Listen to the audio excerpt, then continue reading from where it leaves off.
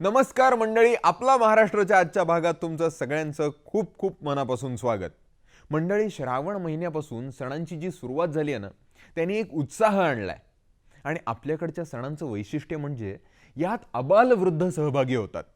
आता हे दहीहंडीचंच बघा ना. कोकणातली एक खूप इंटरेस्टिंग दहीहंडी तुम्हाला दाखवतो. एक मिनिट. Video please.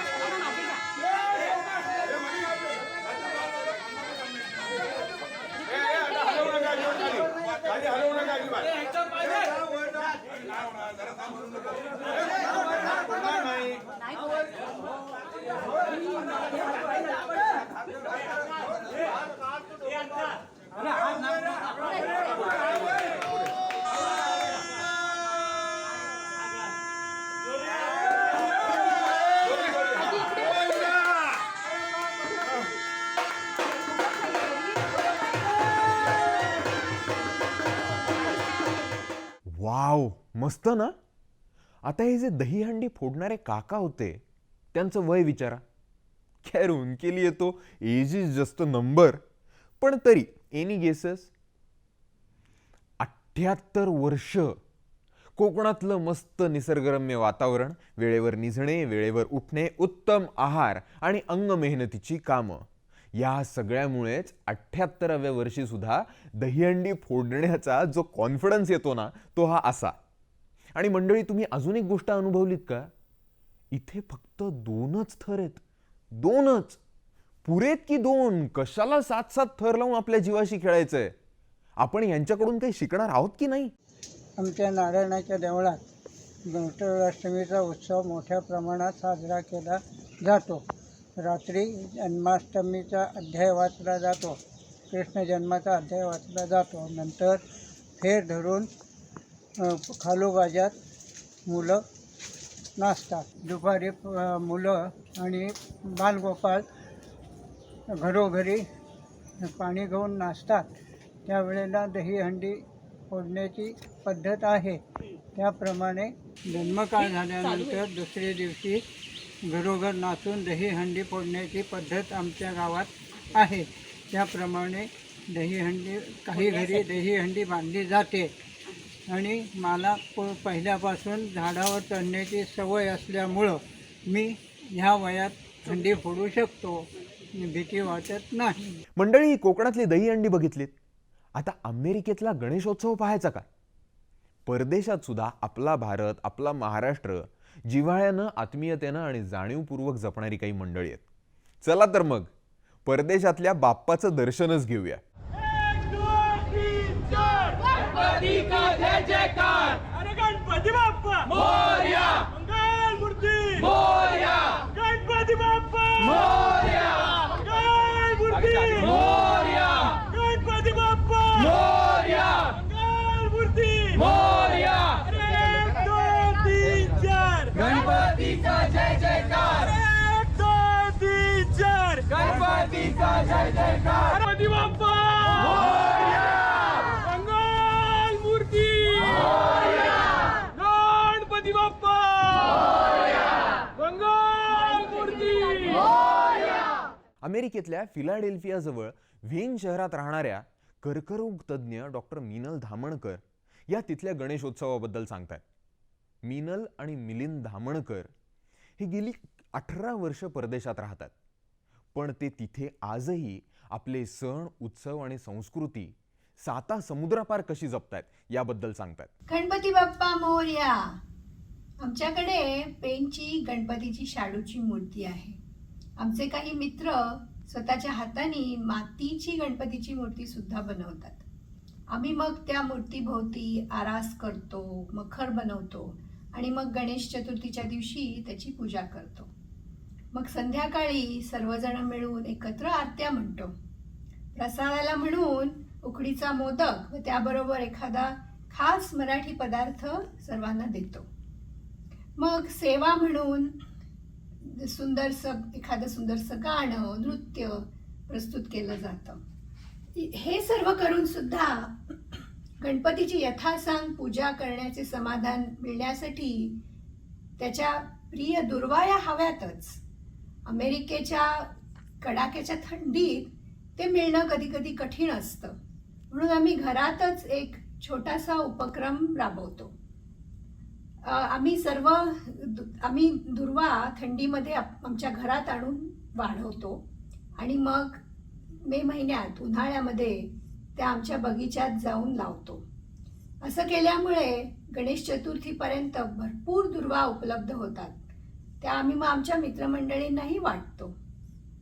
याशिवाय आम्ही जिथे राहतो म्हणजे फिलाडेल्फियामध्ये आमच्या देवळात गणेशोत्सव मोठ्या प्रमाणात साजरा केला जातो. फिलाडेल्फिया गणेश फेस्टिवल, तिथे अनेक प्रकारचे दर्जेदार कार्यक्रम, सुंदर नाटकं, संगीताचे कार्यक्रम, नृत्याविष्कार सादर केले जातात. त्यातही आम्ही मोठ्या उत्साहाने सहभागी होतो. दुर्वांकुरे घेऊनी पुष्पमाला, आलो असे मी तव दर्शनाला. विद्याधनाने मज तोष व्हावे, लंबोदरा हे वरदान द्यावे. आणि आता अमेरिकेतल्या एका सार्वजनिक गणेशोत्सवाच्या मंडपातच जाऊया. तिथे थीम काय माहितीये? भारतीय स्वातंत्र्याचा अमृत महोत्सव. आहे ना इंटरेस्टिंग? चला तर बघूया. अमेरिकेमधला पहिला सार्वजनिक गणेशोत्सव 2005 मध्ये फिलाडेल्फिया या गावी फिलाडेल्फिया गणेश फेस्टिवल या नावाने सुरू झाला. यावर्षी आम्ही त्याचं 18वं वर्ष साजरं करत आहोत. भारत सध्या भारताचा 75वा स्वातंत्र्य दिन आझादी का अमृत महोत्सव साजरा करतोय. तर त्याचीच डेकोरेशन थीम घेऊन आमच्या डेकोरेशन कमिटीने सुद्धा इंडिया गेट, दिल्लीच्या इंडिया गेटची प्रतिकृती यावर्षी उभारलेली आहे. आणि आमचा गणपती बाप्पाची आज प्रतिष्ठापना झालेली आहे. मंदिराच्या प्रिमायसेसमध्ये आम्ही संपूर्ण मिरवणूक काढून, पालखीमधून मिरवणूक काढून हा बाप्पा इथे आम्ही आज त्याची स्थापना केलेली आहे. भारताबाहेर आपला महाराष्ट्र जपणारी जशी मंडळी आहेत, तशीच महाराष्ट्राबाहेरही आपला महाराष्ट्र घेऊन जाणारी काही मंडळी आहेत. आता हेच बघा ना, इथे कल्याणचा अभिजित झुंजारराव महाराष्ट्रातली 3 नाटकं घेऊन गेला ग्वाल्हेरमध्ये आणि तिथे त्याला प्रेक्षकांचा प्रचंड प्रतिसाद मिळाला. अर्थात मिळणारच होता. मराठी ऐकण्यासाठी कान आसुसलेल्या प्रेक्षकांनी या उपक्रमाला प्रतिसाद दिला नसता तरच नवल. या नाटकांबद्दल ऐकूया अभिजित झुंजारराव याच्याकडूनच. गेली 25 वर्ष सातत्यानं मराठी समांतर रंगभूमीवर, प्रायोगिक रंगभूमीवर तसंच व्यावसायिक रंगभूमीवर वेगवेगळे प्रयोग करत आलो आहे. या सगळ्या प्रयोगांमध्ये मला साथ दिली ती अभिनय कल्याण या माझ्या संस्थेनं. आज तुमच्याशी असं समोरासमोर येऊन बोलण्याचं औचित्यसुद्धा तसंच आहे, कारण गेल्याच आठवड्यामध्ये आम्ही ग्वाल्हेर मध्य प्रदेश येथे अभिनय कल्याण या संस्थेचे 3 नाट्यप्रयोग जे मी दिग्दर्शित केले होते, असे 3 नाट्यप्रयोग सादर करून आलो. आणि या 3ही नाट्यप्रयोगांना ग्वाल्हेरच्या मायबाप रसिक प्रेक्षकांनी उदंड असा प्रतिसाद दिला. ही 3 नाटकं होती जीर्णोद्धार, जे मराठीमध्ये सादर झालं, वेडिंग ॲनिव्हर्सरी, जे हिंदीमध्ये सादर झालं, आणि 2 अंकी नाटक साम्राज्यम, हे सुद्धा मराठीमध्ये सादर झालं. मित्रांनो, हा जो काही अनुभव होता 2 दिवसांचा, तो निश्चितच उभारी देणारा होता. कारण आपल्या कक्षा रुंदावून मराठी नाटक आता सीमा पार करून दुसऱ्या राज्यांमध्ये जात आहे आणि तिथे सुद्धा आपल्या मराठी नाटकाला तितकाच उदंड असा प्रतिसाद मिळतोय. हे बघून खरंच खूप छान वाटलं. ग्वाल्हेरच्या रसिक प्रेक्षकांनी उत्स्फूर्त असा प्रतिसाद दिला. आजही आम्हाला त्याच्याबद्दलच्या प्रतिक्रिया येत आहेत.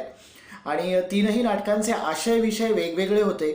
जीर्णोद्धार या मराठी नाटकामध्ये आम्ही स्त्री पुरुष संबंध, त्याचबरोबर स्त्री पुरुष संबंधातले विविध कंगोरे दाखवण्याचा प्रयत्न केला.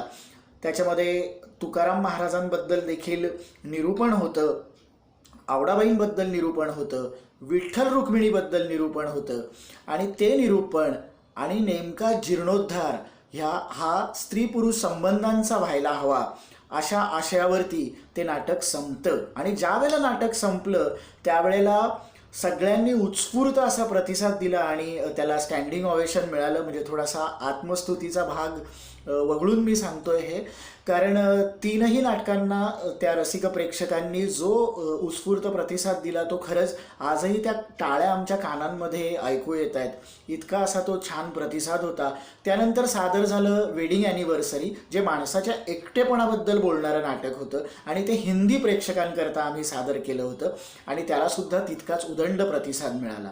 आणि दुसऱ्या दिवशी आम्ही सादर केलं 2 अंकी नाटक साम्राज्यम, जो आपल्या रामायणाचा, आपल्या पुराणांचा त्याच्यामध्ये उहापोह करण्यात आलेला आहे.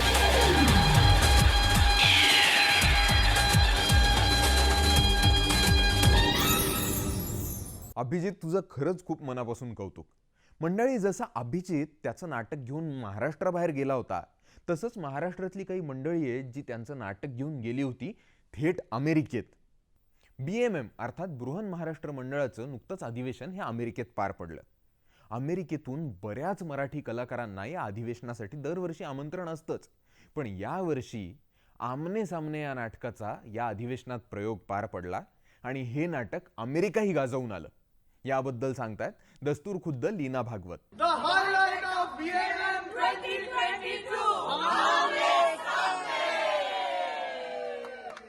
BMM 2022 Atlantic city.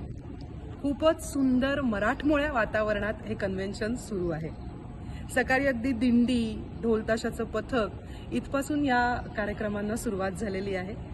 मराठमोळं असं जेवण आहे, मराठमोळे असे कपडे आहेत, कधी पैठणी, कधी इरकल, कधी खण, अशा सुंदर सुंदर कपड्यातल्या नटलेल्या सजलेल्या सगळ्या माझ्या सख्या आहेत. आणि एकंदरच खूप उत्साहात हे कन्व्हेन्शन सुरू आहे. आणि सगळ्यात महत्त्वाचं म्हणजे या कन्व्हेन्शनमध्ये खूप साऱ्या कार्यक्रमांची रेलचेल आहे आणि त्यातच आमचं आमने सामने हे नाटक सुद्धा आहे. एकंदरीत BMM 2022 अटलांटिक सिटी इथे गाजतंय.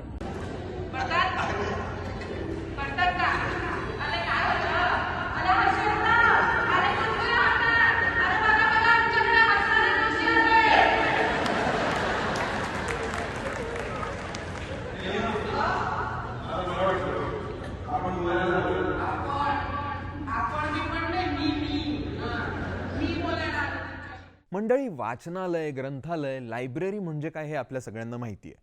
लायब्ररी ही पुस्तकांची असते, CDsची असते. पण जर ह्युमन लायब्ररी असेल तर आहे ना इंटरेस्टिंग. नुकतंच नागपूर इथे एका नवीन ह्युमन लायब्ररीची सुरुवात झाली आणि याबद्दल सांगतायत लेखक विक्रम भागवत. जेव्हा मी ह्युमन लायब्ररी हा शब्द कुठे उच्चारतो तेव्हा जवळपास ते थोड्या कुतूहलाने ऐकू लागतात. ह्युमन लायब्ररी म्हणजे नेमकं काय आहे हे त्यांना जाणून घ्यायचं असतं. ह्युमन लायब्ररी ही संकल्पना तशी विदेशी आहे. डेन्मार्क इथे त्याचा प्रारंभ झाला. पुढे जगभरात त्याचा विस्तार होऊन ती भारतातही साकारली. महाराष्ट्रात माझ्या माहितीप्रमाणे ती मुंबईत आहे आणि ते नागपुरात गेल्या 20 ऑगस्टला रुबरू या नावाने सुरू झालेले आहे. असे अनेक विषय, स्थिती किंवा प्रश्न आहेत ज्यांची चर्चा फारशी होत नाही. म्हणजे बऱ्याचदा पूर्वग्रहांवर आधारित विचारच अशा विषयांबाबत प्रवाहित होताना दिसतात. अशा विषयांना वाचा फोडण्याचं काम ही ह्युमन लायब्ररी करत आहे. नागपुरात 21 तारखेला या लायब्ररीतील 5 पुस्तकांनी म्हणजे 5 वेगवेगळ्या क्षेत्रातल्या व्यक्तींनी आपापल्या आयुष्याचे सार उपस्थितांसमोर मांडलं. मित्रांसोबत गंमत म्हणून शाळकरी वयात ओढलेली सिगारेट ते व्यसनाधीनतेचा गाठलेला कळस असा विषण्ण करणारा प्रवास तुषार नातू यांनी व्यक्त केला. या प्रवासाने त्यांना दिलेली एक वेगळी दृष्टी आणि त्यातून त्यांनी उभारलेले व्यसनमुक्तीचे कार्य याचीही त्यांनी मांडणी केली. व्यसनाधीन व्यक्तीला व्यसनमुक्त करण्याच्या प्रक्रियेत त्याच्या कुटुंबियांचा असलेला महत्त्वाचा रोलही त्यांनी अत्यंत वेगळ्या पद्धतीने समजावून दिला. समलैंगिकतेबाबत समाजात नेहमीच गूढ व पूर्वग्रह राहिलेले आहेत. एकदा तरी या विषयाची नीट व थेट माहिती घेण्याच्या हेतूने नागपुरातील निकुंज जोशी या LGBT समुदायासाठी काम करणाऱ्या गे तरुणाला ह्युमन लायब्ररीत आमंत्रित करण्यात आलं. त्याने समलैंगिकतेसोबतच समग्र लैंगिकतेचाच एक आढावा घेतला. त्यातील बरेच मुद्दे उपस्थितांसाठी नवे होते. काही मुद्द्यांबाबत चुकीच्या धारणा असल्याचे त्यांच्या लक्षात येत गेले. एकट्या मुलीने लांबवरचा प्रवासाला जायचं म्हटलं की मध्यमवर्गीय घराच्या कपाळाला आठ्या पडतात. अशात एका मध्यमवर्गीय घरातील एक तरुण मुलगी जेव्हा एकटी 2 व्हीलरवर विविध शहरे, प्रांत, राज्य आणि थेट देशाच्या सीमेपर्यंत मजल मारते, तिने म्हणजे स्नेहल वानखेडे या मुलीने तिच्या हजारो किलोमीटरच्या भ्रमंतीचे चित्रण डोळ्यांसमोर उभे तर केलेच, पण त्याचबरोबर ठरवले तर एकटी मुलगी काय काय करू शकते याची जाणीवही उपस्थितांना करून दिली. कौटुंबिक हिंसाचाराच्या घटना वृत्तपत्र व बातम्यांमधून नेहमीच डोळ्यांसमोर येत असतात. आपण क्षणभर हळहळतो व नंतर कामाला लागतो. तब्बल 12 वर्षे हिंसाचार सहन केल्यानंतर त्या हिंसाचाराला तोंड द्यायला सज्ज झालेली रुबीना पटेल जेव्हा आपली आपबीती सांगते आणि त्यातून बाहेर पडून दिलेला लढा आणि उभारलेले कार्य सांगते, तेव्हा उपस्थितांच्या टाळ्यांचा कडकडाटच सर्व काही सांगून गेला. मेळघाटसारख्या दुर्गम भागातून आलेला एक तरुण मुलगा आजारी पडू लागतो. तपासण्या होतात आणि निदान होते कर्करोगाचे. हाती दमडी नाही आणि लढा कर्करोगासोबत कसा लढतो तो, कोण करतं त्याला मदत, आणि कर्करोगावर मात करून तो पुढे काय करतो, हे सर्वच विलक्षण आणि थक्क करणारं वास्तव सांगत असतो रणजित उंदरे हा तरुण. प्रत्येक सादरीकरणानंतर उपस्थितांच्या प्रश्नांना दिलेली उत्तरे ह्या लायब्ररीच्या वाटचालीचा प्रारंभ असल्याचीच एक निदर्शक असतात. 18 सप्टेंबरला या लायब्ररीचं पुढचं सत्र नागपुरामध्ये होणार आहे. मंडळी, आपल्या मातृभाषेबद्दल आपल्याला यथार्थ प्रेम आणि अभिमान हा असतोच आणि तिचा उल्लेख हा सन्मानाने व्हावा असं आपल्याला वाटत असतं. औरंगाबाद इथल्या डॉक्टर बाबासाहेब आंबेडकर मराठवाडा विद्यापीठातले मराठी भाषा विभागाचे प्रमुख आणि आपल्या सगळ्यांचे लाडके कवी, गीतकार, लेखक दासू वैद्य यांनी असाच काहीसा पवित्रा घेतलाय. काय हा पवित्रा सांगतायत स्वतः दासू सर. डॉक्टर बाबासाहेब आंबेडकर मराठवाडा विद्यापीठात मराठी विषयाचा जो अभ्यासक्रम आहे त्या अभ्यासक्रमामध्ये पदवी वर्गासाठी म्हणजे डिग्री लेवलला पदवी वर्गासाठी एक द्वितीय भाषा नावाची अभ्यासक्रम असते. ती BA, BCom, BSc या तिन्ही विद्याशाखांकरता ह्या पदवी वर्गासाठी प्रथम वर्ष आणि द्वितीय वर्षाला ही अभ्यासपत्रिका म्हणजे हा पेपर असतो.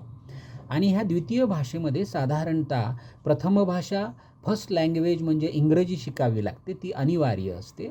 आणि द्वितीय भाषा सेकंड लँग्वेज म्हणजे त्याच्यामध्ये तुम्हाला मराठी, हिंदी, उर्दू अशा भाषेची निवड करता येते. साधारणपणे मी विद्यार्थी असल्यापासून पाहतो की या द्वितीय भाषेसाठी मराठी या भाषेची बहुतांश विद्यार्थी निवड करतात. पदवी पातळीवर एक द्वितीय भाषा या अभ्यासपत्रिकेसाठी मराठी या विषयाची बहुतांश विद्यार्थी निवड करतात असा अनुभव आहे मी विद्यार्थी असल्यापासून. पण तेव्हापासून मी विद्यार्थी असल्यापासून मला एक गोष्ट खटकत होती, ती म्हणजे अशी की महाराष्ट्रात मराठी भाषेचा उल्लेख द्वितीय भाषा असं करणं, याच्यामधलं जे दुय्यमत्व आहे, याच्यातलं जे सेकंडरी असं काहीतरी एक आहे, ते कुठेतरी खटकणारं होतं.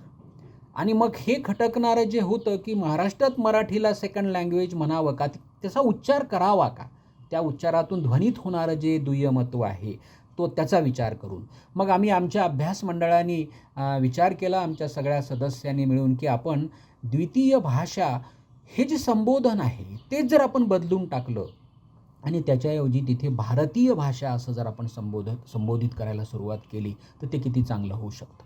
पण याच्याकरता आम्हाला काही प्रशासकीय मंजुरी घेणं आवश्यक होतं. याच्यासाठी आमच्या डॉक्टर बाबासाहेब आंबेडकर मराठवाडा विद्यापीठाचे कुलगुरू, प्रकुलगुरू, अधिष्ठाता या सगळ्यांनी आम्हाला मोठ्या आनंदाने सहकार्य केलं आणि आज आम्ही असा एक नियम बनवला किंवा आमच्या आता नव्या अभ्यासक्रमामध्ये पदवी वर्गाला प्रथम द्वितीय वर्षाच्या द्वितीय भाषा मराठी असा उल्लेख नाही आहे कुठे. लिखित उल्लेख आम्ही आता भारतीय भाषा असा केलेला आहे. आणि हा जो बदल आम्ही केला, या बदलाचे परिणाम असे की हा बदल खूप जणाला आवडला. काही जणांनी आम्हाला प्रत्यक्ष चौकशी केली त्याबद्दल आणि त्यांनी सांगितलं की आमच्याहीकडे आमच्याही विद्यापीठामध्ये आम्ही असा सकारात्मक बदल करणार आहोत. तर ही एक चांगली आनंदाची गोष्ट आहे की त्या दृष्टीनं आपण मराठी भाषेला एक भारतीय भाषा म्हणून संबोधत आहोत. तिच्यामध्ये द्वितीय भाषा, सेकंड लँग्वेज हे काढून त्याच्यातलं दुय्यमत्व बाजूला करून आपण तिला भारतीय भाषा म्हणणार आहोत. आणि त्याची सुरुवात आम्ही आमच्या अभ्यास मंडळात, आमच्या अभ्यासक्रमातून आता सुरुवात केलेली आहे. आणि त्याचं एक चांगलं प्रतिसाद आम्हाला मिळतो आहे. त्याचं कारण ही गोष्ट होणं आवश्यक होतं.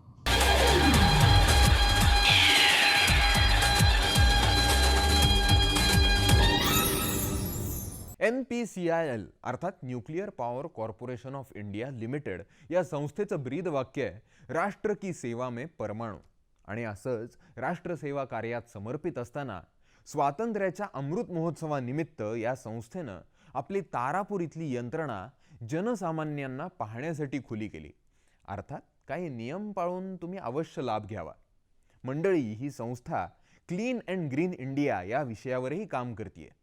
देश की आजादी की 75वीं वर्षगांठ पर जहां पूरा देश आजादी के इस अमृत महोत्सव में सरोबोर होकर अपनी भागीदारी निभा रहा है, वहीं हमें भी इसका हिस्सा बनकर गर्व की अनुभूति हो रही है. हम स्वच्छ, सुरक्षित और हरित तरीके से बिजली उत्पादन कर देश की अर्थव्यवस्था को नया आयाम देते हुए राष्ट्र को प्रगति के शिखर पर अग्रसर करने के लिए निरंतर प्रयत्नरत हैं. हमारी यही कोशिश रहेगी कि हम लोगों को एक बेहतर कल दे सकें. हम हैं nuclear power corporation of India limited. हम परमाणु ऊर्जा से स्वच्छ, सुरक्षित एवं हरित बिजली बनाते हैं और साथ ही देशवासियों के बेहतर जीवन एवं देश के विकास में भी पूरी जिम्मेदारी के साथ अपनी भूमिका निभा रही है. तर मंडळी, आजच्या भागात एवढंच. पुन्हा भेटूया पुढच्या भागात अशाच काही इंटरेस्टिंग गोष्टींसोबत. तोपर्यंत बघत राहा आपला महाराष्ट्र आणि सह्याद्री वाहिनी. गणपती का जय जयकार. अरे गणपती बाप्पा मोरया. मंगल मूर्ती मोरया. गणपती बाप्पा मोरया. मंगल मूर्ती मोरया. गणपती बाप्पा मोरया. मंगल मूर्ती मोरया. गणपती का जय जयकार. 1 2 3 4. गणपती का जय जयकार. गणपती बाप्पा मोरया. मंगल मूर्ती मोरया. गणपती बाप्पा मोरया. मंगल मूर्ती मोरया. 1 2 3 4. गणपती का जय जयकार. 1 2 3 4. गणपती का जय जयकार. गणपती बाप्पा मोरया. देव जय देव जय मंगल मूर्ती ओ श्री मंगल मूर्ती. कामना पूर्ती जय देव जय देव. रत्न गजला पाया गौरी कुबरा. चंदनाची ओटी कुंकुम